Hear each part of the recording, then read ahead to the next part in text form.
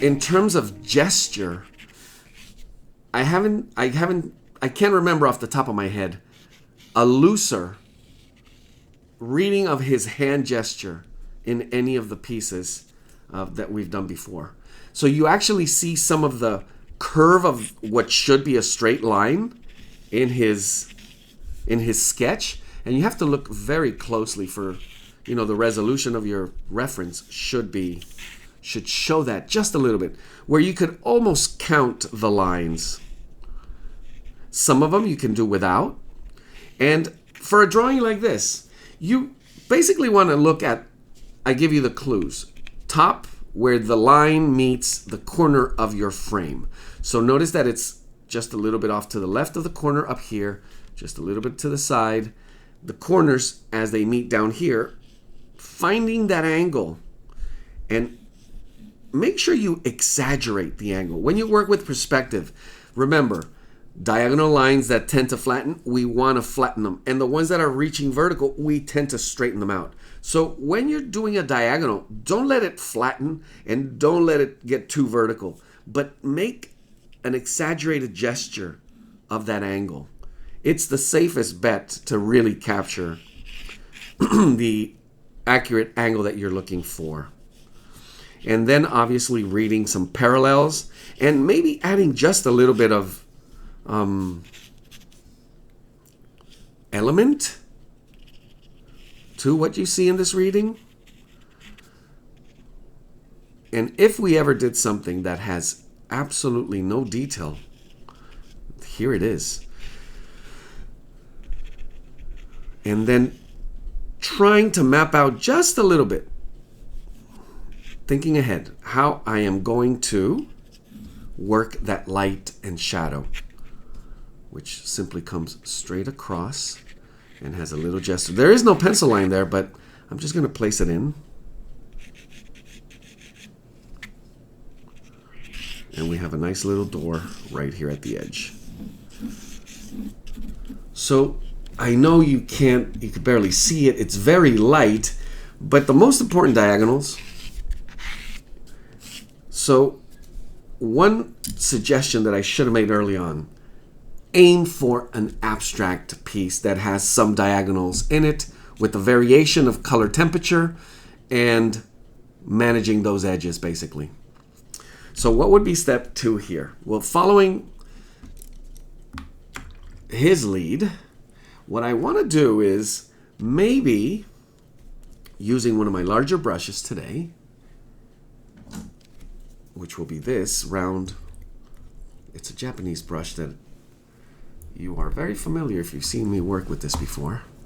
It does all of that work, especially in the beginning, to wet it. So I'm going to start with just a nice little wet on wet wash. And the reason for this is I'm going to try to have some of the really low values that you see and control some of these edges before I do my sky. And I'm doing the sky after. The reason why, you can actually see it's the same way he did it. He worked his interest, probably as he stood there, was that beautiful light shadow and the color of those walls. We've all seen it, I'm sure. And I'm just going to bring this all the way along the side and save some of those gestures, some of those markings, as I take quick advantage of some of this wet and allowing it to dry just enough. So we were talking about palette. These are, you're going to go from yellow to the neutral yellow, yellow ochres, trying to give it a little warmth, touching maybe a few, I'm going to be using a little bit of cadmium red, bring that in. So on my palette, I have a nice quick spectrum, mostly going from pushing the yellow ochre to sort of a sepia, and maybe bringing a touch of warm yellow, New Gamboge, a little bit more orange, and just a pinch of lemon yellow to cool it, just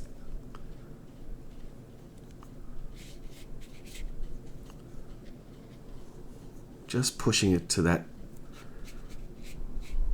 side of the color wheel. Now these gestures, notice that what I'm doing more than anything is taking advantage of the layer of water, the wet on wet technique, trying to follow some of these lines, but not rigorously, bringing some of that color over, pushing that spectrum. Notice that here I'm getting a little more red, and it may bring in just a hint of violet.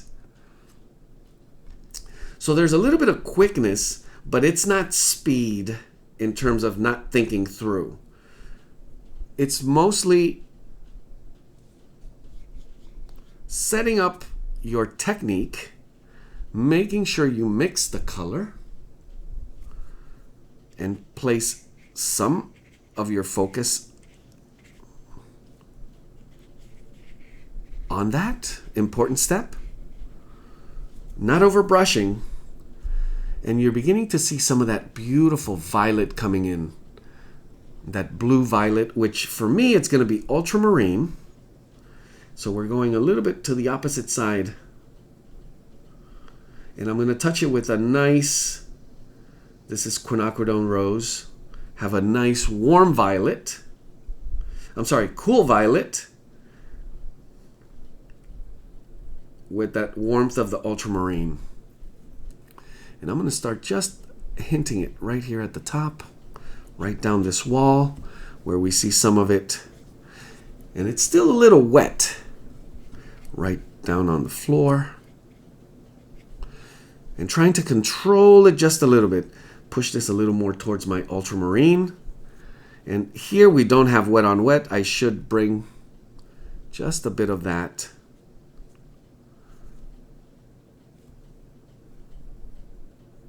Same technique over to this side without overdoing it. One of the things is managing how you, again, strategy, technique, and how it all comes together in terms of pace. Just touching a few more dots of red, and this was alizarin crimson. So I'm playing with the temperature from cool, warm reds, cool, I haven't used cool blues yet, but pushing that bit of violet, not actually really focusing on layering, using more of that yellow ochre, and if you have it, a sienna, touch it with a little bit of a variation of a cool yellow for that sunny, cool, light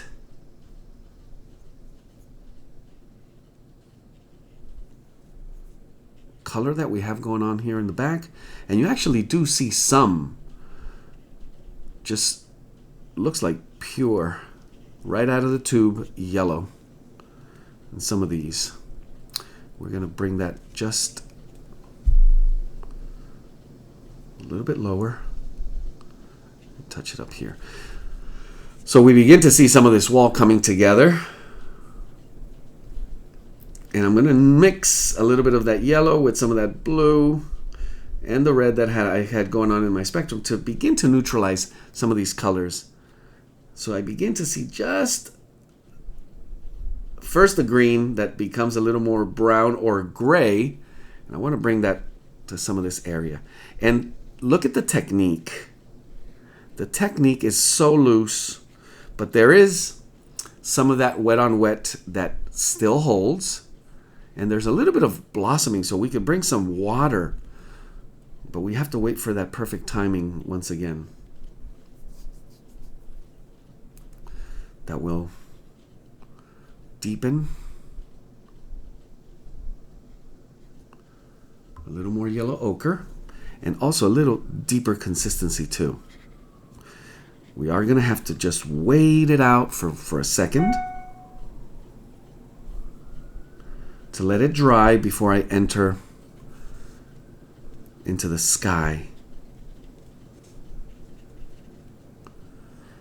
And I'm missing a little bit of violet right over here on this other edge. So making sure you have the right brush as well for the consistency of the paint that you're looking to achieve in order to have that sketch look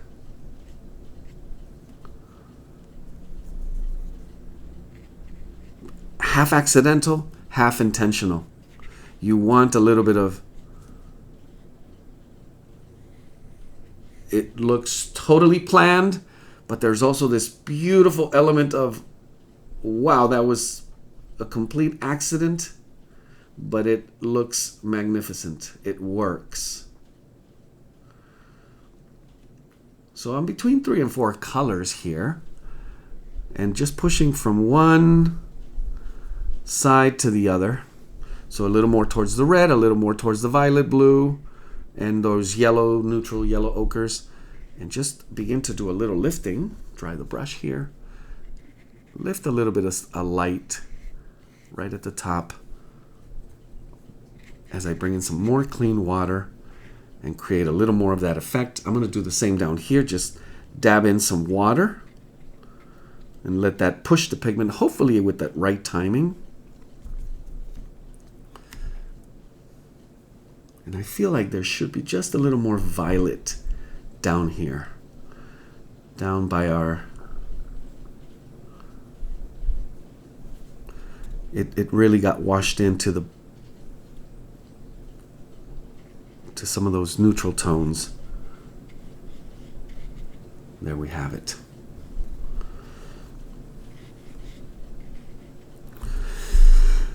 One key is not to overbrush. If you are intentional with what you're doing, spend more time mixing your colors. Allow this to dry. You have plenty of time. Switch brushes if you need to do variations so not everything is monotonous or begins to look monotonous. You could do a little variation to the type of brush stroke. Let's go ahead and bring in some of this. While I wait for this to fully dry so I can get into that sky, I'm going to touch in a little bit of warm yellow. This is New Gamboge. Touch it with a tiny bit of that yellow ochre. And you want this to be dry. So now this is just a quick layer. And you see some of that more, a deeper consistency that becomes somewhat the only detail you see. And detail, I mean by the sharpness of the edge and the consistency of those elements. We have this beautiful little edge. I want to do that probably right now before I get into this guy. So I'm going to wet this area. It's still not fully dry, but I'm going to bring in just a touch. It looks like a deeper, I'm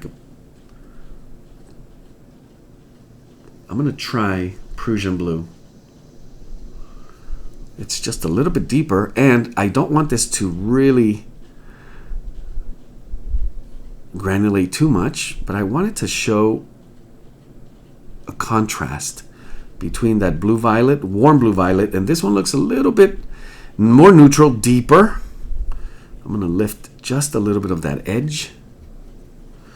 And trying to achieve that same effect that you see in the Sargent, you have to really be perfect in your timing for that wet on wet technique. Let's go ahead and go in here where I'm going to use a variation. It's a bit of burnt umber. I'm going to touch it with just a hint of red, and it's going to be a warm red, so I'll use a little bit of cadmium red with the right amount of burnt umber. I'm just going to bring that right in here. Now I don't want it to be as sharp edged as you would see it come together here. So I'm going to add more water and let that just bleed out to the edge. And we have a little bit of blue right at the top as a shadow. And it looks like the same type of blue that I used for this area. There we go, just a little deeper, and bring that right in here as well. So it's a little bit of that careful, careless, halfway in between. Knowing, understanding your technique.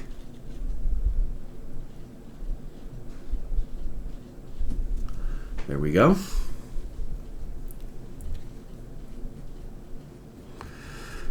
And we have a little bit of intricate, very careful alignment of shapes, of light and shadow, with tons of,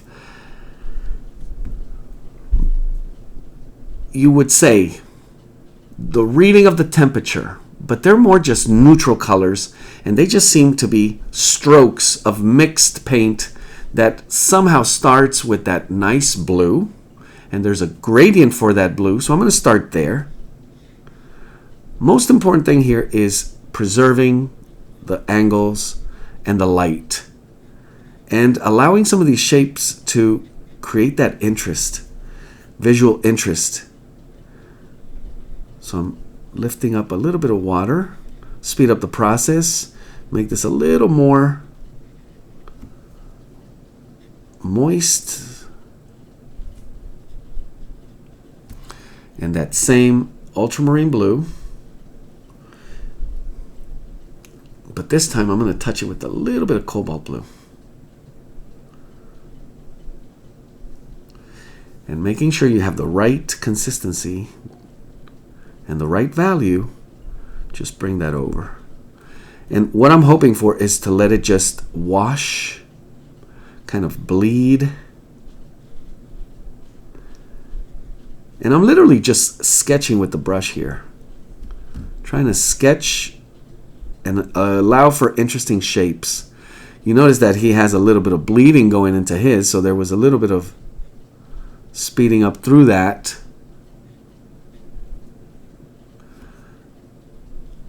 And then bring this over, back to the violet. And it almost seems like the violet is, first of all, on top of, layered on those warm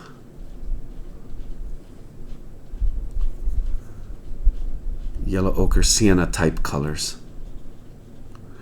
And this is probably where you do spend a little more time, a little more care, bringing some of these very delicate, smaller elements together. I want to dry my brush, and I want to do a little bit of play, a little bit of lifting to some of this, to have that gradient of the shadows that looks a little bit deeper. So I'm really just managing the moisture on the brush and lifting carefully, pushing the pigment to where I want it, bringing in a little more deeper consistency and touching it right at the bottom to just push that look. Very delicate. We have some of that blue just peppered, and it's almost the same. It almost looks as if he dotted some salt on it, which I would not be surprised, and it's the reason why I have it right here next to me, because it could be one of the last things, if you really feel like you want to do that. Some of the other ones, once this is fully dry, and I'll go ahead and do that now, I'm going to touch this same yellow ochre, and I'm going to bring in a little bit of quinacridone gold, just a variation to that color. You could actually touch a little bit of blue, just barely. It pushes us a little towards the neutral greens, but it's still more of a warm color. I'm going to manage the amount of it. And what I'm looking for here is some like dry brush. So obviously the paper has to be dry. And I'm going to try, no, it's still too close in terms of lightness. And this one's too dark. And look for some of that gesture.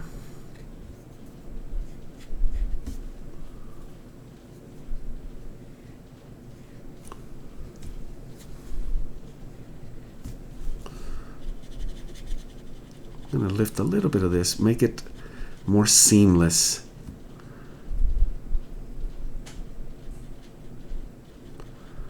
With a little edge to the shadow here.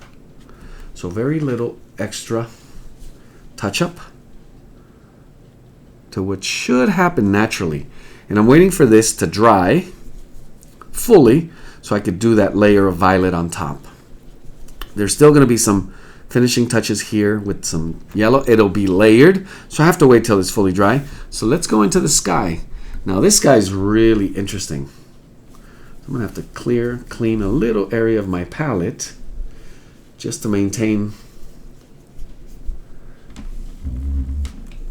the hue, as this is not anywhere near neutrals.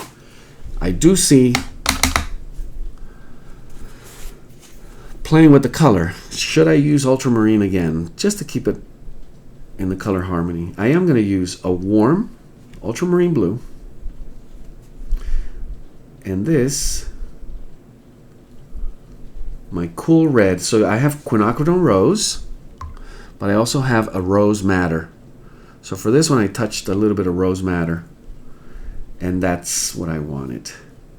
So I want this really light. What I'm going to do first is, I have some pigment on my brush, but I'm dipping it into clean water to sort of create that same wet on wet edge. Wet on wet technique, I'm sorry, but I'm going to focus on the edge here first. And instead of just doing this with clean water where it's hard to see, I again let the color, the pigment a little bit, not fully cleaning the brush, which almost creates a nice, beautiful, ultralight layer already that I could even play with as I could see the edges clearer.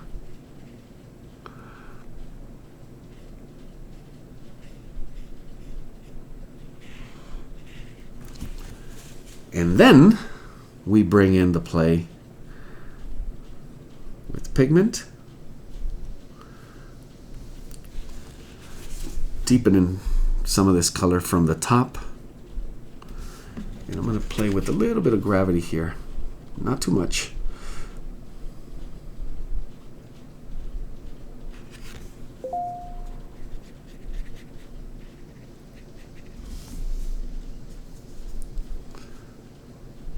Maybe I went too violet.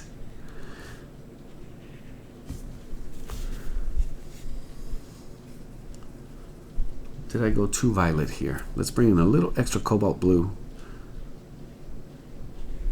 Bleed it in. So this is really, really wet. And I want that same look of just sketched on. Like almost dropped in. And I guess I did change a bit the time of day. So I'm going to lift some of the moisture, wiping my brush.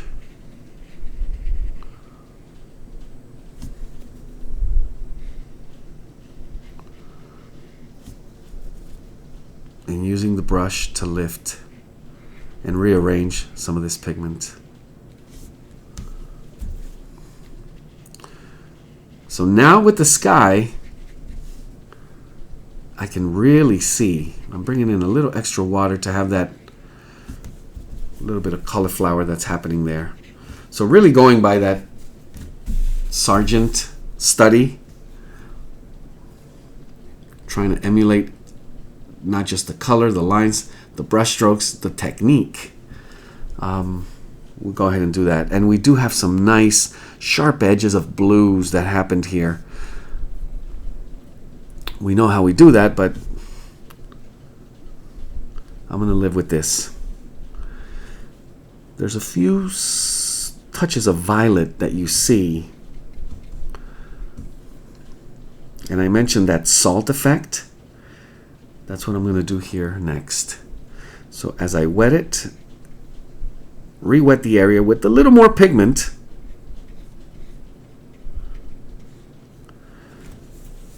I'm going to just very, very carefully drop almost counted grains of salt. That's going to take a while for us to see how it works.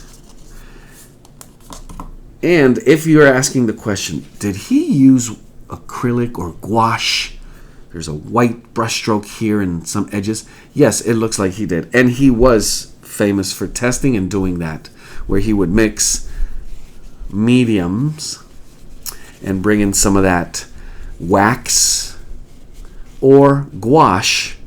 And in some cases here, it looks like he mixed the gouache with watercolor, some of that violet, and let it happen here. Some of the wall may have that as well. But I like the effect that we have going on here.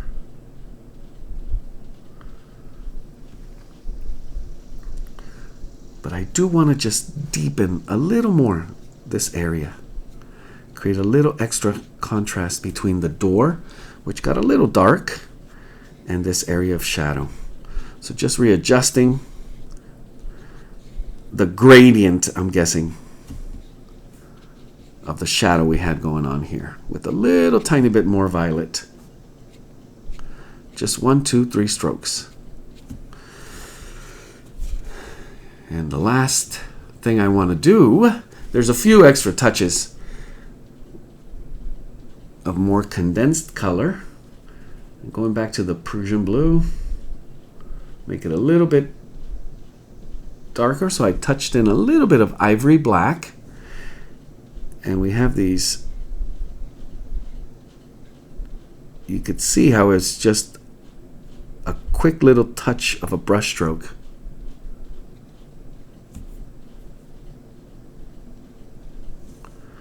And one that's just a bit lighter.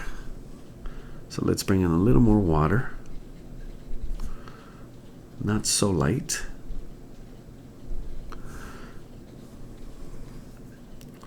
And the way he handles, it's amazing if you can begin to read, the way he handles those finishing touches and the quickness of them and the perfection of the value,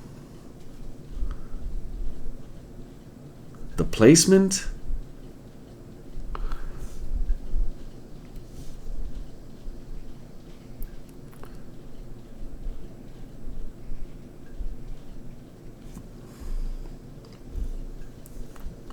once again, waiting for this to be fully dry before I get anywhere near it.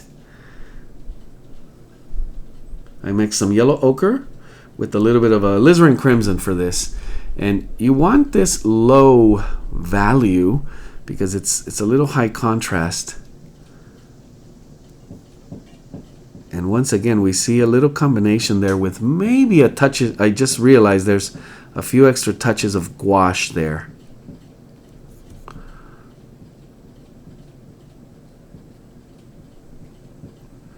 But this is how I'm going to go about it. I'll just leave some white space between my brush strokes as they get smaller and smaller.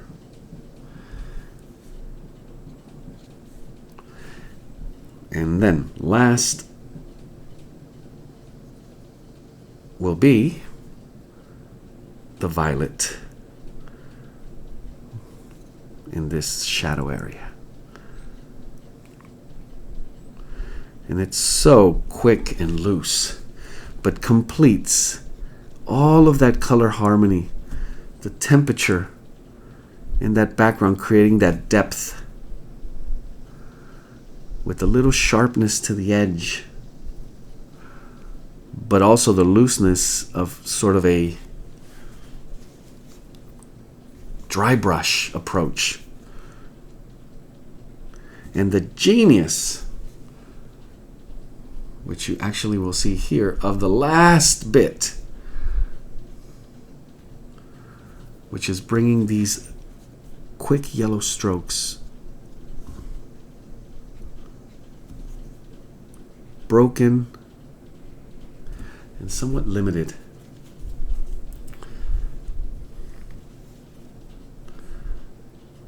to finish up our scene. So that is a quick, call it a quick sketch. Only took 40 minutes. So you could get lost. And that's the idea. When you begin to really loosen up, an hour could go by, but it will feel, I honestly felt like it was 5 minutes. At the end there, I started feeling, okay, it's getting a little longer.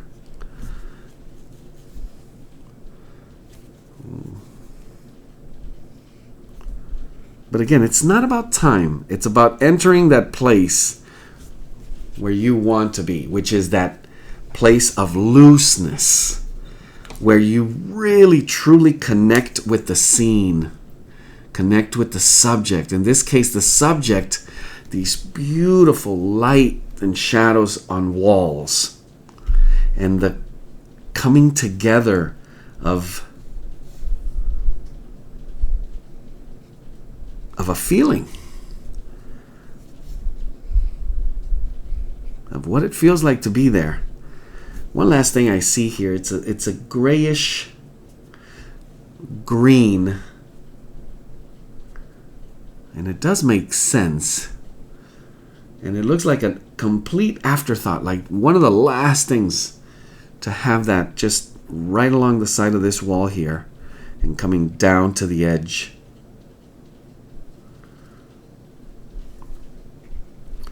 But it's so neutral, it almost reads as gray, although you can pick up a little bit of the green in there.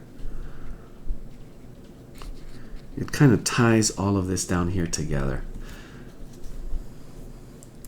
Now you may also see a little bit of deepening in the managing of the wet on wet on this area, where you may say, well, there are some windows there. There were some streaky blue, deeper blue areas of blue or violet. That's also technique, how you bring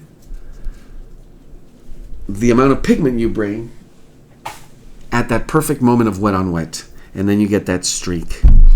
And there we have it. That is it for this quick sketch. One last thing would be to remove our masking tape. Obviously you want to do this when it's fully dry. No risk of smudging or smearing. And step away from it. I think this could use a few touches. I was a little too careful with some of the consistency of pigment that I used, where I could have gone just a little bit heavier in some areas to create more of that contrast. And I was kind of tight when I entered that mindset in this area here. I wanted to almost see it in other places first. But I could see that now already with just a few touches here. And anything else would be about the same. It's about the contrast of consistency in some of those washes. But overall, very happy. So with that, I'm going to move to image number 2.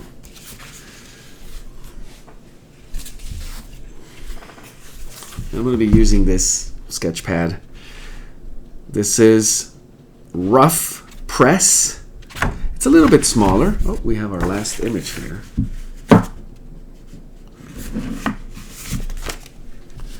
Just 1 second.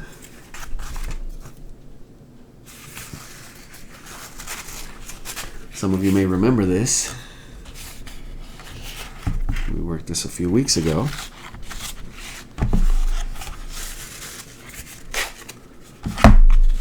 So there we are.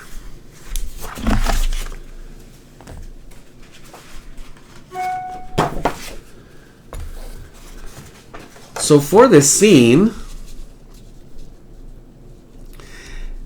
I'm going to start by doing the same. And this time I'm just going to use the edge of the paper as my marker for... On the other one I had some lines with ruler. I measured 1.5 inches off the edge. For this one I'm just going to go with edge. Try to keep it also vertical.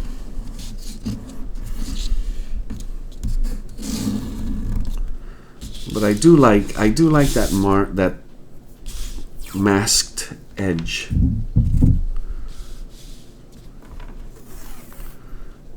That adds that extra contrast when you remove it. Sense of space, the framing.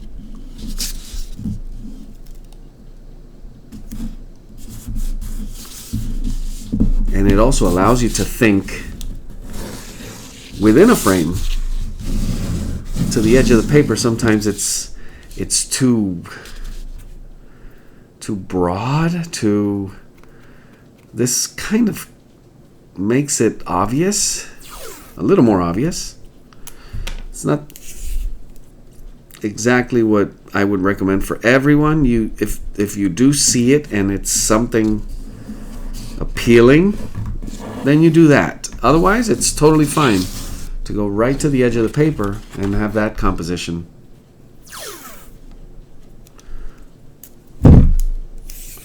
Absolutely works.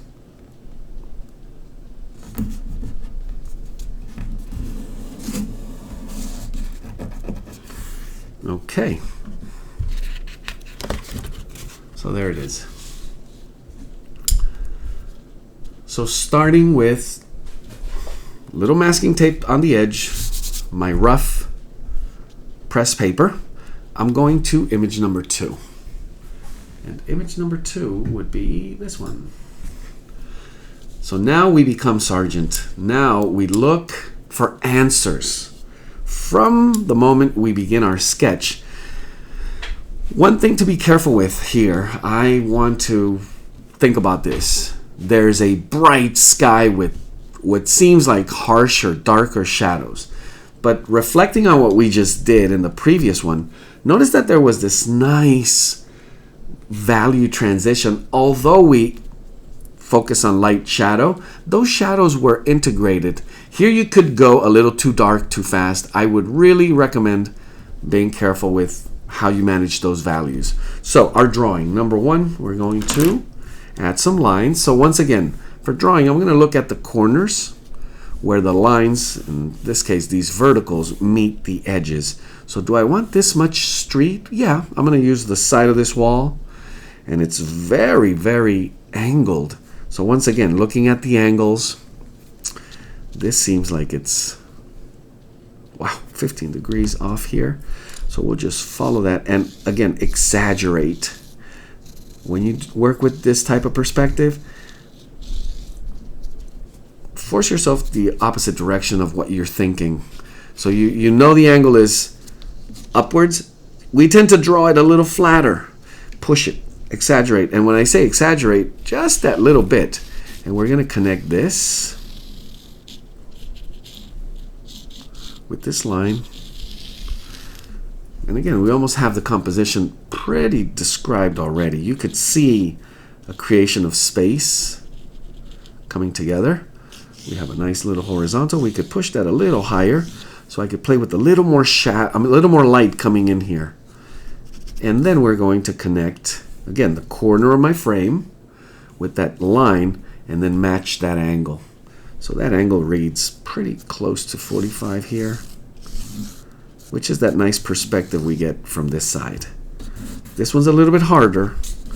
It's almost like we're standing against that wall, so we're not going to see lots of elements. Though that door, windows, the ones that come out are going to be more interesting.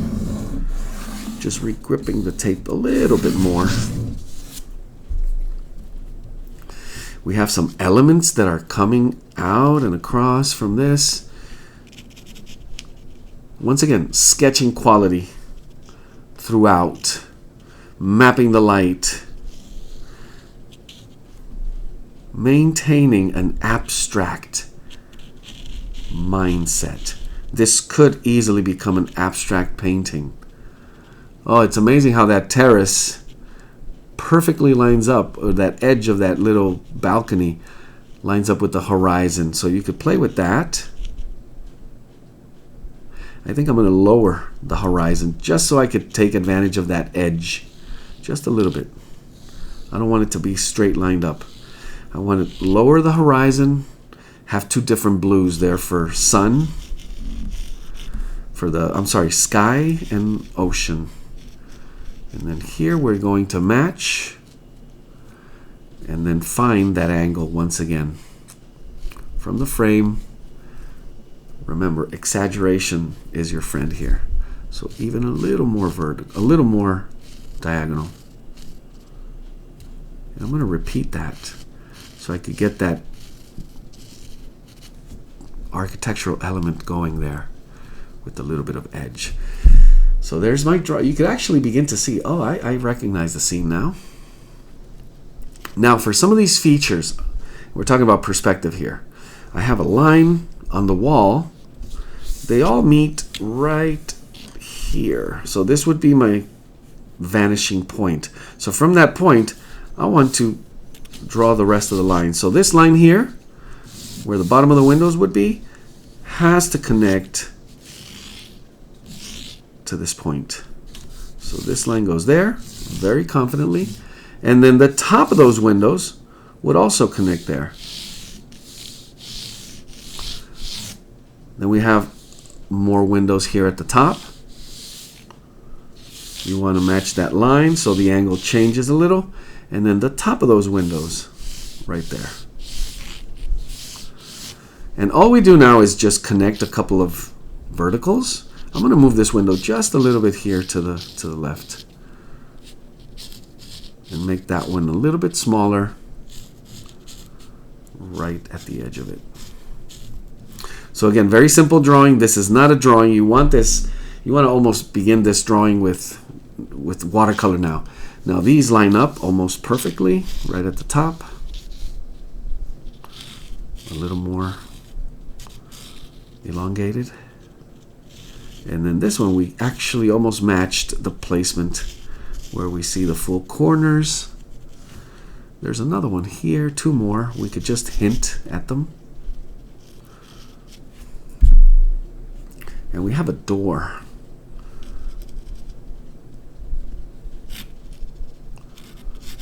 Door frame. Just a little lower. With one more window here. I do want to showcase these here. So we have these windows that are open. So I'm going to really try to capture a couple diagonals, a couple of lines to show you what they are. Do we really need the one behind? The danger here would be to start adding way too much detail. You want to kind of stay away from that. If anything, we have some of these lines here. You want to do that with some textures. And then I do want to add just a hint at an opening. Same vanishing point. It's going to be really almost horizontal here. And just a hint at another window here. Very loose. I do want to bring in my eraser because I did make some of these lines a little heavy.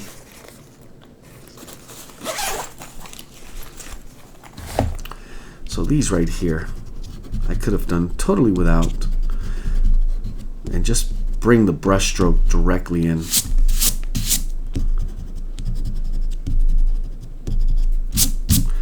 So remember, what we're looking for is that Sargent feel.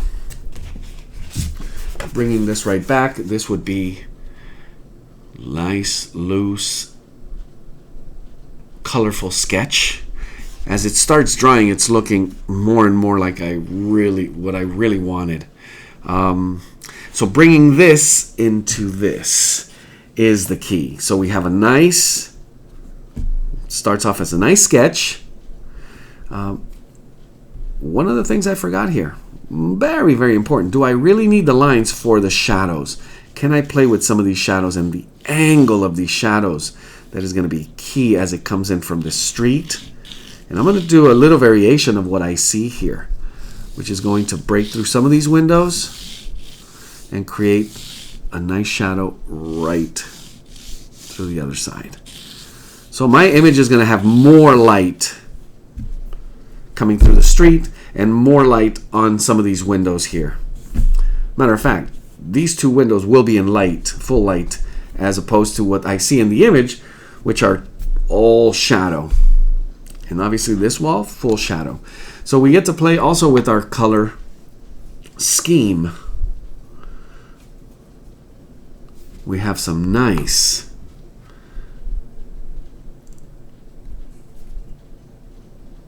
warm, I'm going to call them almost peachy pinks going on this side.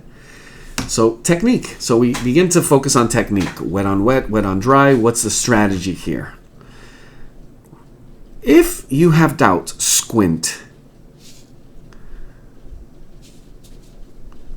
Squint and you will find the answers in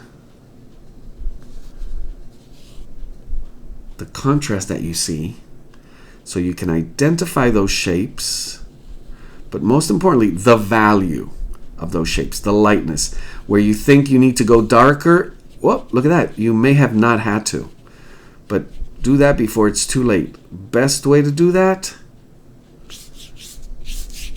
squint. I'm going to bring some of that texture for the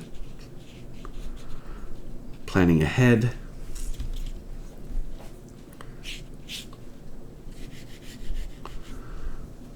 And I'm going to have some of this color mix.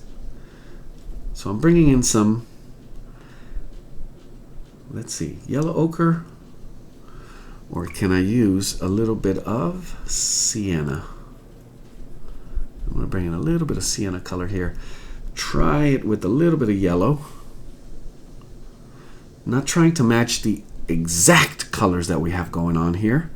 So should I just wash and then create shadow? I think I should. Layer some of these shadows and make it ultralight as it goes towards the sunlight. And I'm using the same strategy we did before with Sargent, leaving that sky. Well, as you would know, you would start from the background towards the foreground. Here I want some of that edge, and this is one of those crisp, sharp edges that I want to maintain right against that sky. So we take a little more time with it. But you could see how bringing this color and making it a little deeper here. Switch the spectrum just a bit here at the bottom. I mean the temperature. Added a second color, which was yellow ochre.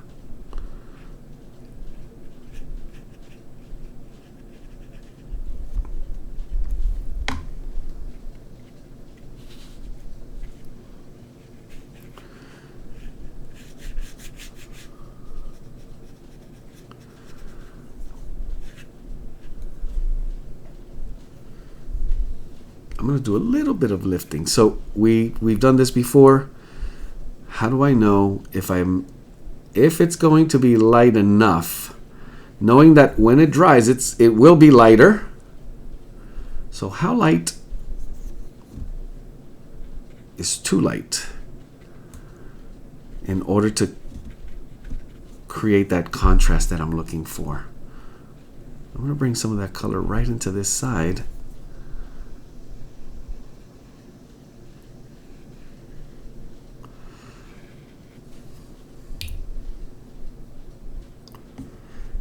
almost want to bring a second color here while it's still a little bit wet. Risky. I'm going to risk a little bit of touching this area which is already nice, just shifting the color so it's almost like a reflected light, bringing some of that same sepia tone over to this wall. And it was looking just a little too reddish. I was looking for that pink, but it got a little too reddish for my taste. I'll bring some of this dry brush.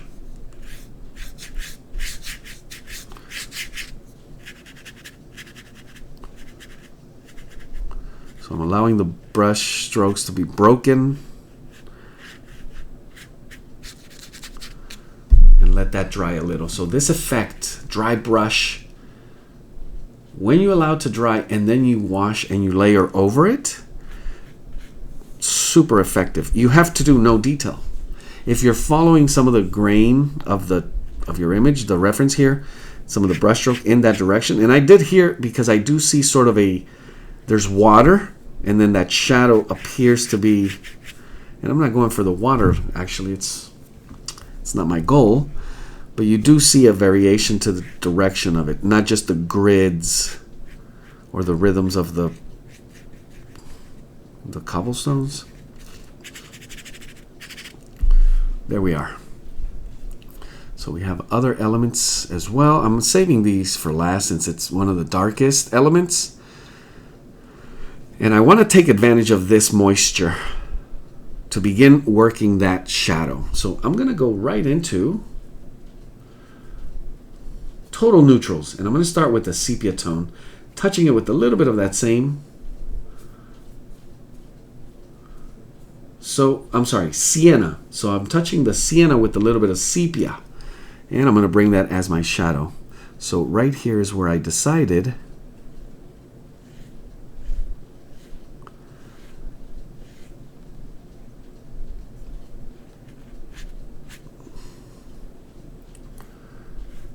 and I almost wanted this to be just a bit drier.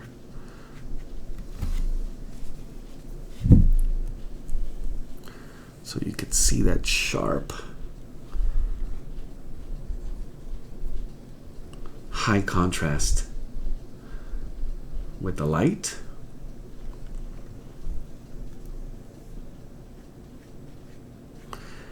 From my lessons of the previous sketch, I want to make some areas just a little bit denser, adding a little more consistency for not just sharpness and contrast with light and shadow, but consistency and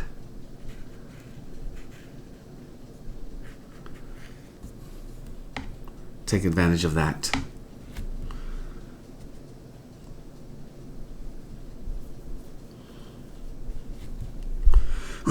Bringing some of this red now into this area and playing a little bit with the brush stroke, trying to see if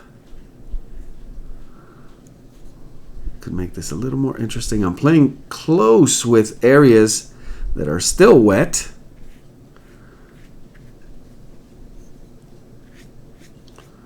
And I don't want too much of that color bleeding against this wall, for example, or what's happening here with this one. And I may have to wait for this one to fully dry again.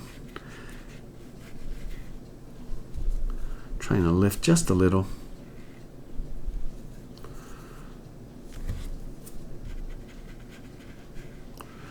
Because I do want that sharp, hard contrast. There we are. That's a little bit better.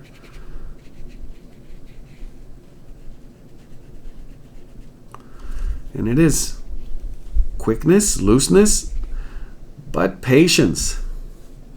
Now I'm bringing some of the water back into the opposite direction, which is going to, I like that technique. It's going to push the pigment and create those unexpected watercolor beauty surprises. There we are. Continue bringing just a little bit more. Adding a little more red-orange.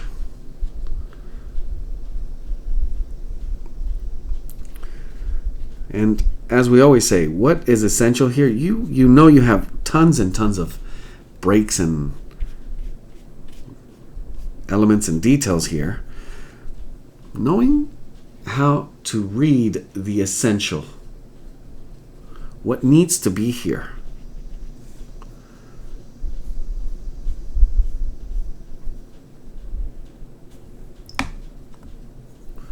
Is what matters. We don't have to, do we have to actually create all and every single little line that we see?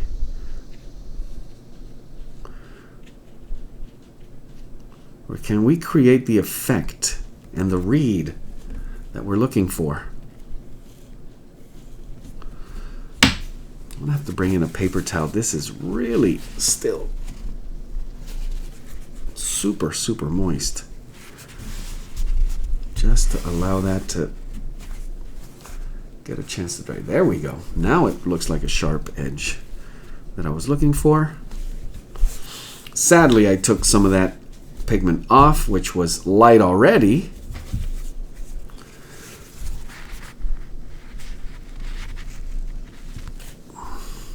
There we are. I'm going to let this dry because I want layering effect, and you see some breaks happening already. For the texture, I need to let this dry as well. Have some of that come as detail later on. Let me go ahead and use some of this here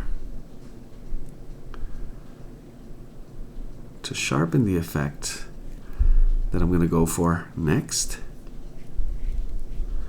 Adding kind of a secondary light that may be from building we don't see, but also sharpens this light from both ends, from this side and from this side.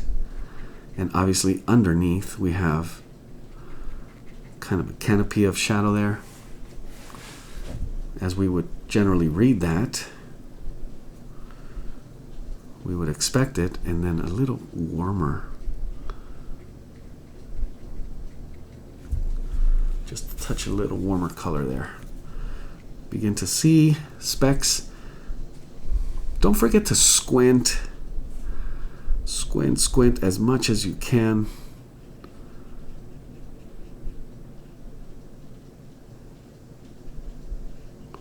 Try to find those simple answers.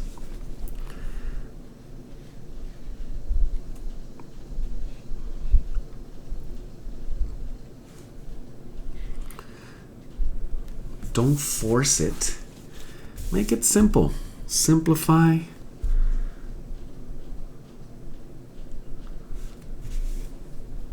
Less is more. You could say it with less. It works better. We have a nice, interesting shadow going on here, which I saw early on.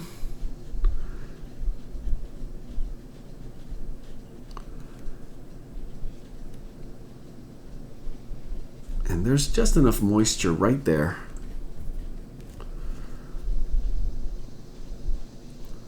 to see what kind of interesting things can happen.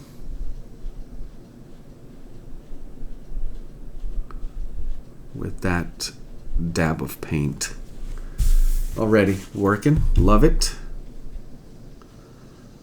Just a matter of reading for that perfect timing, avoiding the temptation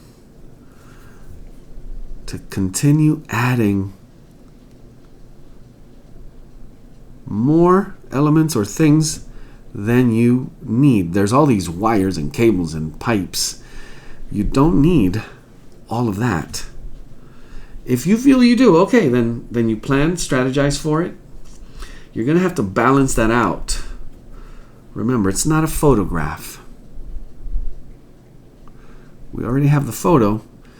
It's what interesting plays can you create? What variations?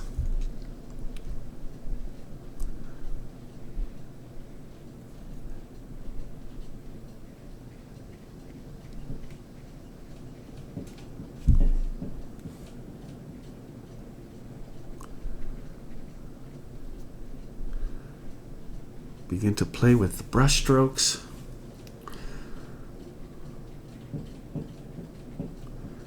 Continue playing with the technique.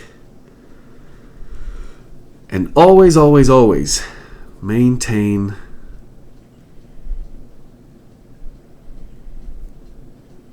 sketching mentality. It's only a sketch. So there's that danger. Well, I'm just sketching, so it doesn't matter. No, it does. So it's that also careful balance between, well, if it's just a sketch, I could be careless. You want to be careless,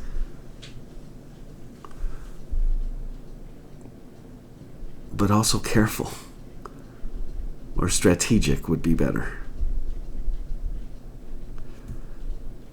It's the in and out of control balance.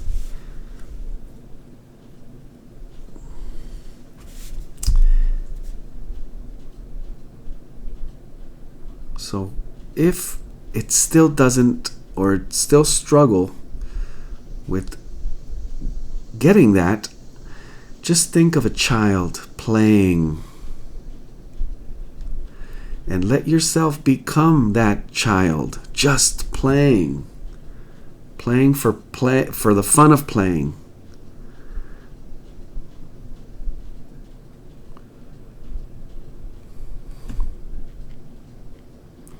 Not caring really in a way about the outcome.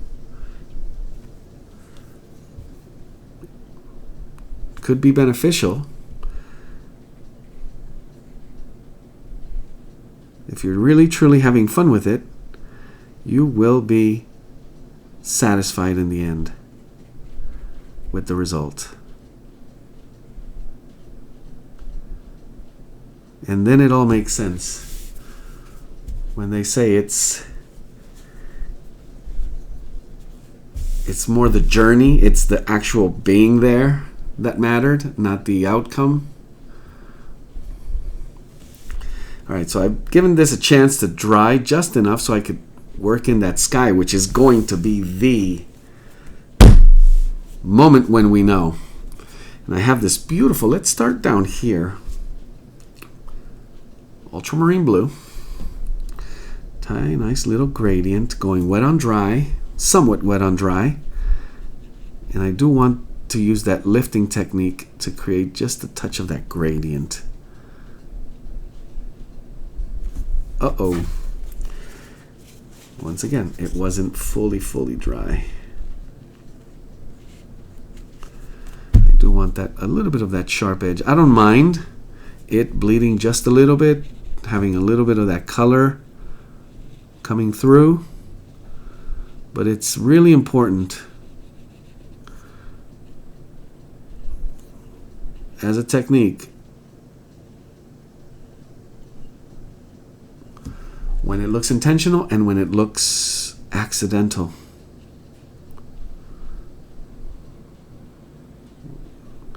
But you know when it does and when it doesn't work.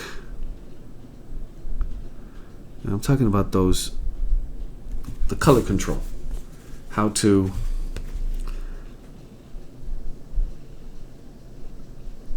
pay attention to what's happening with the pigment, with the paper. And there we have it. Just a little bit of lifting. I think I want to do something else here, which is bring just a touch of turquoise. Just a tiny little streak of turquoise. Touch it up right there. Very nice. And now we go for the sky. So for this one, I'm going to use wet on wet. Again, make sure this is fully dry right at the edge. I do want to control these sharp edges, so making sure I get nice brush strokes. I could go right over this area here. The color I will be using actually could kind of be a layer that I could take advantage of the color of the sky to sort of enhance that look, like a see-through for that element of window.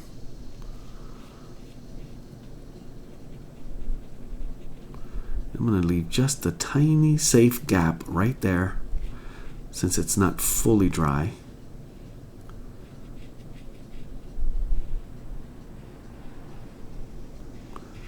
And there we have it. So I'll be using a little bit of wet on wet, cobalt blue, cerulean blue, and I'll be doing lifting for some of those clouds. So starting with the little cobalt blue at the top, letting that just granulate, sort of drip down, not using gravity. I'm working flat. You may want a little bit of angle here. Lift the paper just a tiny bit for a second. Have this work its way down. Touch just a tiny bit more. There we have it.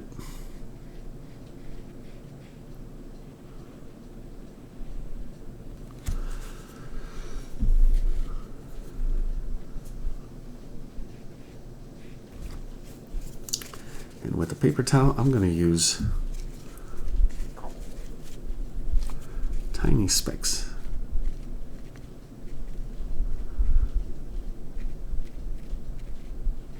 There we go. Not a lot of heavy cloud, just hints. Use the dry brush just to accentuate a little, and I'm going to bring in just a little bit of cerulean blue.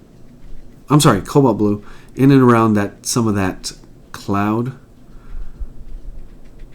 work that I just did to enhance a little bit of that shadow.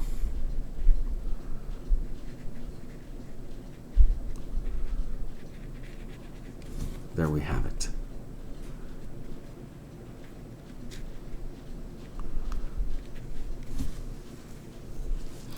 It's still really, really low light down here where the horizon meets. So I'm going to go ahead and just finish it up with a little extra moisture. Very carefully. And it is dry, so it's safer to have them come together. And I was a little worried. My ultramarine blue was looking a little heavy compared to the sky, but now I like it. Now it's maybe working towards the edges a little bit, some layering to bring in just less light. I think that touch of turquoise it works.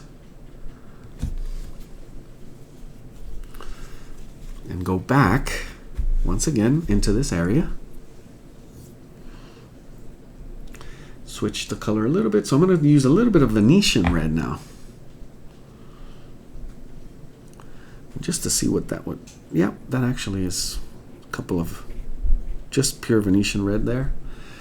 Create a little bit of that. And I would have to wait again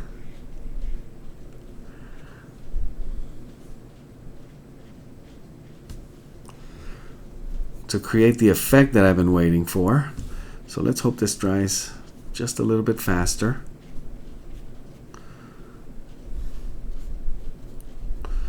And as you can see, layering, it begins to look like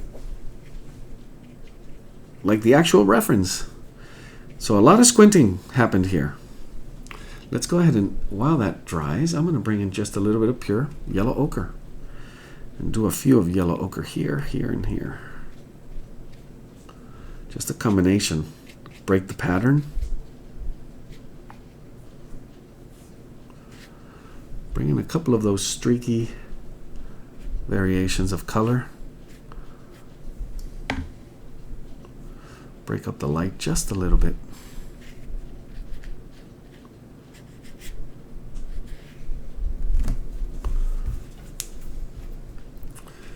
And my feeling is I have these windows that were in shadow. Now they're half shadow, half light. This one at least. So I want to play a little bit with that. And overall, I'm going to have to bring in just a little extra shadow. A little depth to the shadow here. One of the colors that I've been playing with, I recently tried and tested this lunar black. So let's play with that a little.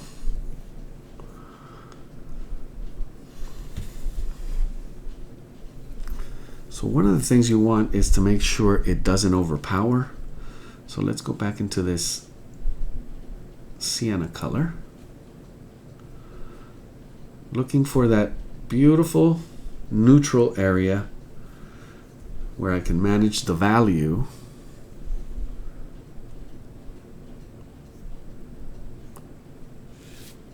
And just adding it as a layer, I could see how it's working. It's almost cheating. Like, oh, well, you just added lunar black with sienna color. But it's the layer that matters there. It's how we set up the layer underneath that now gives us that quality.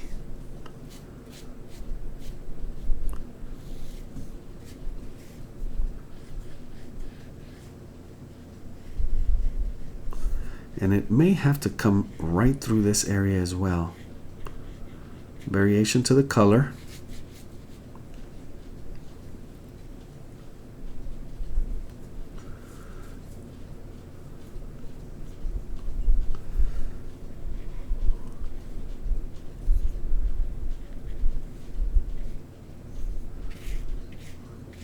Looseness.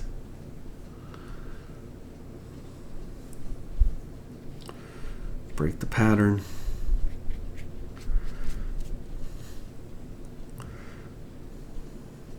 And what I was just recommending, I had to remind myself, play, have fun with it.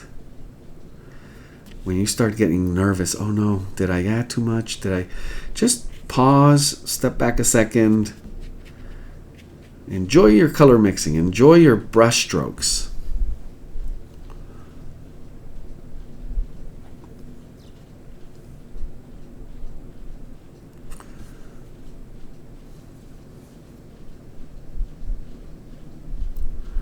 I'm going to start with some of those finishing touches. But we still do have lots of moisture here.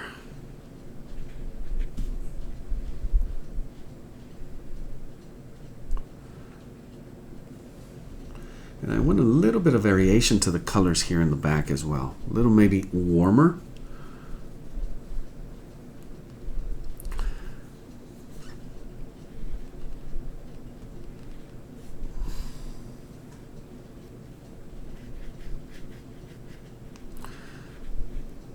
Help bring out a little bit of the sky as well with that coolness.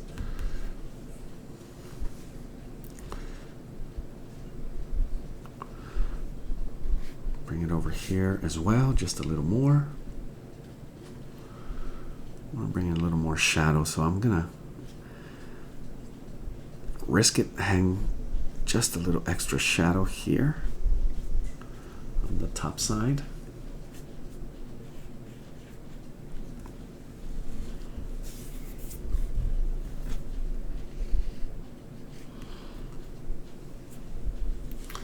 And we have one quick element here, this door. I'm going to start by just adding more consistency to the side of it before I work the shadow.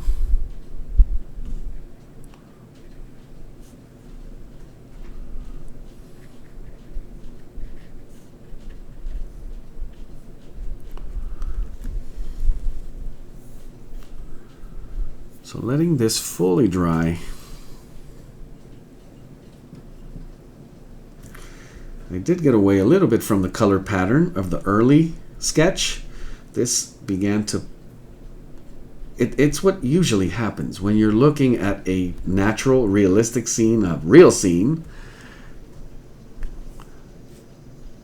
We as amateurs, not a master like Sargent, tend to stick to the closeness of the real color. We want it to look like the real thing, when in fact going for a little more abstract in terms of line, shapes, and the color. Bringing violets. Notice that I got a little too rigid in that color scheme. Didn't bring any violets, and it may be too late now. It would be, I know for a fact, it would be too risky to do that. I started off with some nice reds and pinks. So it's one of those things to keep in mind. I want to play. How far is that range of play that you allow yourself?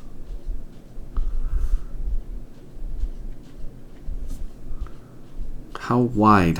What permissions are you giving to go how far? Starting to bring in just a little extra consistency. And here, I know we have a little bit of green hue in that. But again, I'm going to keep it just a little simpler, using the same sepia color I've been using for shadow areas.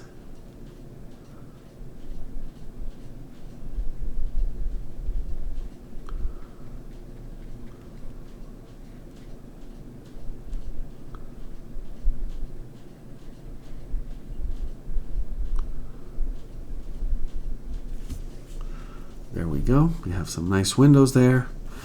We do have, I think this is a nice element popping out.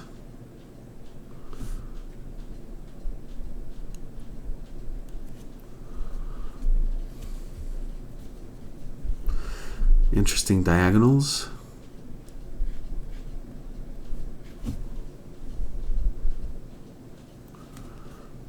A little more shadow underneath.